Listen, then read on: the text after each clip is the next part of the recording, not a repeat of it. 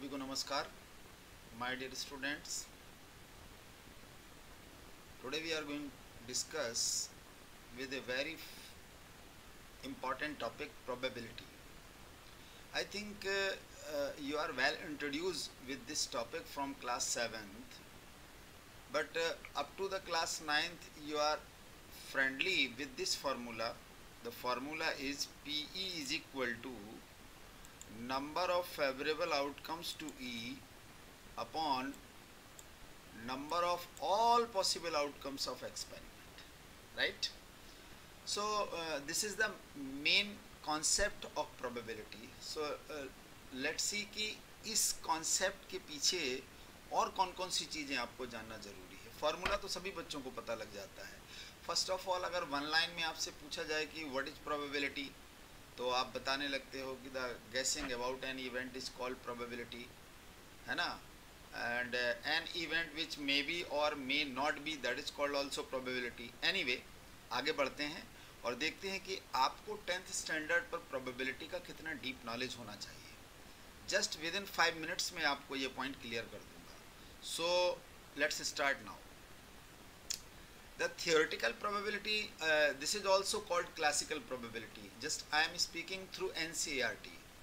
So the theoretical probability, this is also called classical probability of an event E, written as PE.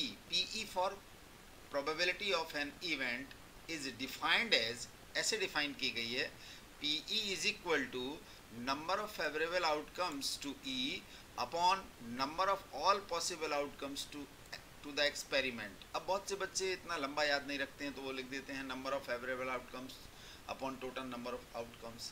That is also true, no problem.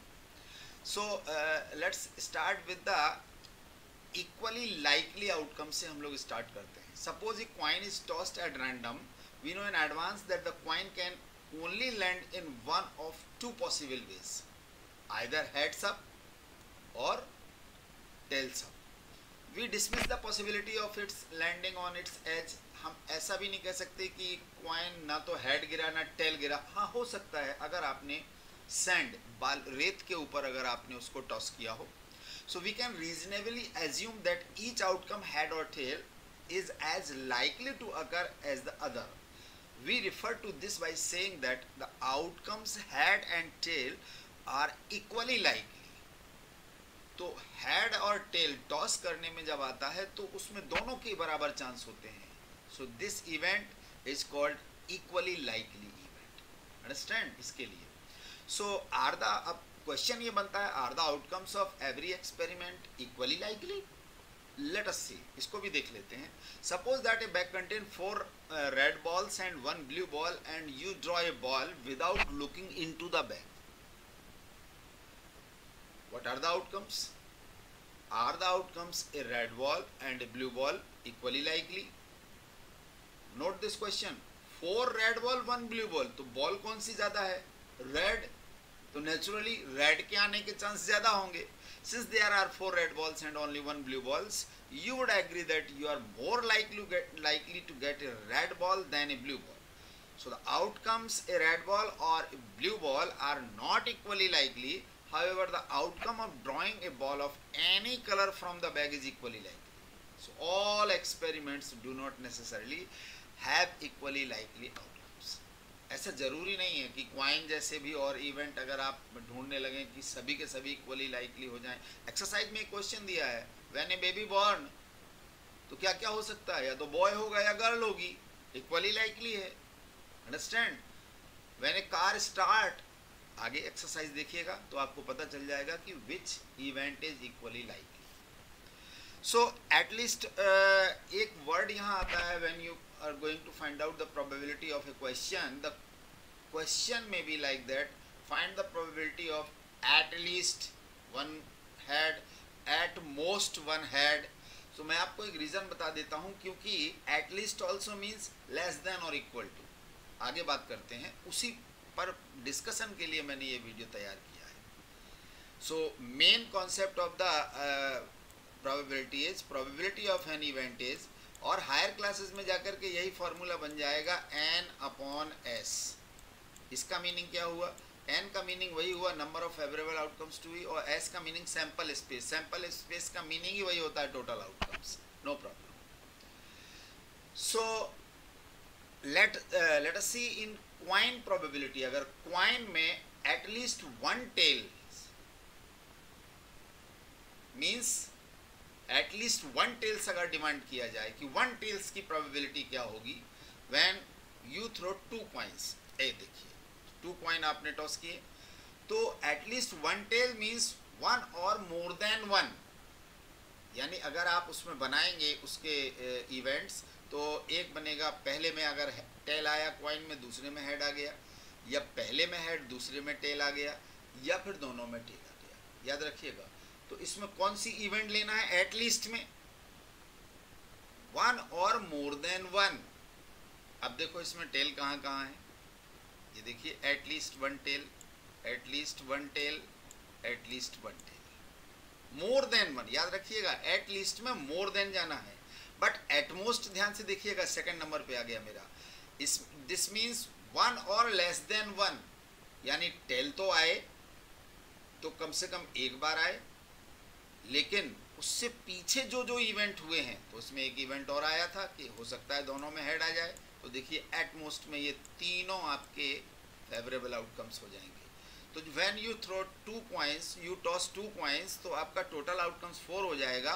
और आपके दोनों condition में at least one tail, at most one tail में 3 आपके favourable outcomes आएंगे. तो इन दोनों case में अगर वन एटलीस्ट वन टेल या एटमोस्ट वन टेल या एटमोस्ट वन हेड भी ले लीजिए एटमोस्ट वन हेड अगर ले लिया उसने, तो देखिए एटमोस्ट वन हेड में वो क्या बोलेगा, वन और लेस देन वन. तो देखिए एक बार हेड यहाँ आया, एक बार यहाँ आया, लेकिन इस इवेंट को भी लेना पड़ेगा क्योंकि ये इवेंट भी टोटल आउटकम्स का एक पार्ट है.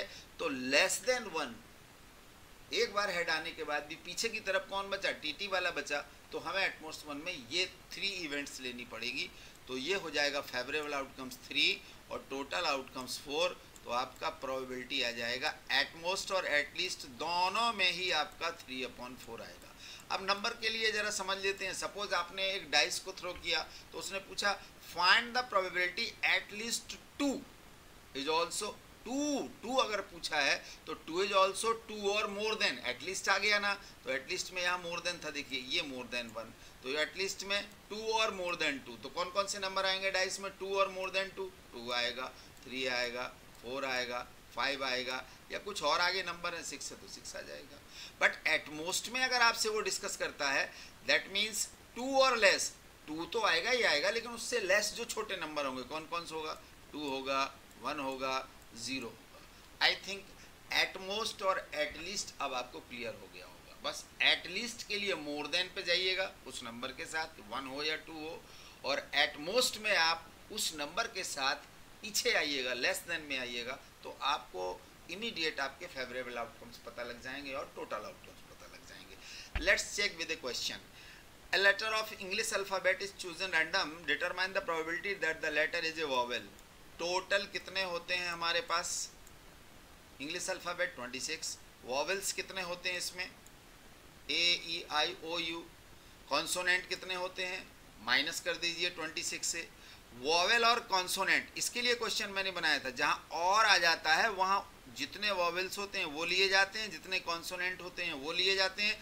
दोनों का टोटल फेवरेबल हो जाएगा. देखो कैसे. when you are going to find out the probability of an event that will be the favorable outcomes upon total outcomes. Shortcut में बच्चे इतना लिखते हैं फॉर्मूला. तो नंबर ऑफ आपके वॉवल्स कितने होते हैं? ए, ई, आई, ओ, यू 5. कॉन्सोनेंट कितने हुए? 21. तो टोटल लेटर कितने हुए? 26. तो प्रोबेबिलिटी ऑफ वॉवेल फेवरेबल 5 है, टोटल 26 है. प्रोबेबिलिटी ऑफ कॉन्सोनेंट फेवरेबल 21 है और टोटल आउटकम्स 26 है. प्रोबेबिलिटी ऑफ वॉवेल और कॉन्सोनेंट, अब इसमें ये दोनों ऐड करने पड़ेंगे आपको, 5 और 21. तो कितना हो गया? 26/26. प्रोबेबिलिटी क्या आ गई? 1. Right. So students, just you remember these 3 points. Number 1, the probability of happening of an event always between 0 to 1. हमेशा लिखते भी हैं, कभी कभी MCQ क्वेश्चन में पूछा भी जाता है. 0 लेस देन और इक्वल टू PE. PE का मतलब probability of an event that is also less than और इक्वल टू 1, यानी कि प्रोबेबिलिटी हमेशा हमारी 0 to 1 के बिटवीन होती है, but and in percentage it lies 0% to 100%, बात वही है। The sum of the all probabilities of all possible outcomes of experiment is 1, यानी कि PE प्लस P0E, यानी किसी भी इवेंट की होने की प्रोबेबिलिटी और ना होने की प्रोबेबिलिटी दोनों का सम क्या होता है, 1। So next point is probability of an event can never be negative, ये बात याद रखिएगा। अगर कहीं कैलकुलेशन में आपका आंसर नेगेटिव आ जाए, सोच लेना आपने कोई मिस्टेक की है। Probability of an event never be greater than 1, और ये भी सोचिएगा वो 0 और 1 के बिटवीन आती है, 1 से ग्रेटर नहीं है। 1.2 1.3 अगर आंसर आए, सोच लेना आपसे कोई मिस्टेक हो गई। Thank you very much, and like and subscribe आपकी मर्जी के ऊपर है, लेकिन इन पॉइंट्स को अगर आप दिमाग में रखोगे तो आई एम 100% श्योर कि आप एक से एक टिपिकल क्वेश्चंस अपनी NCERT का तो कर ही लेंगे। All the best, take care, अपना ख्याल रखें और उनका ख्याल ज़रूर रखें जो आपका ख्याल रखें।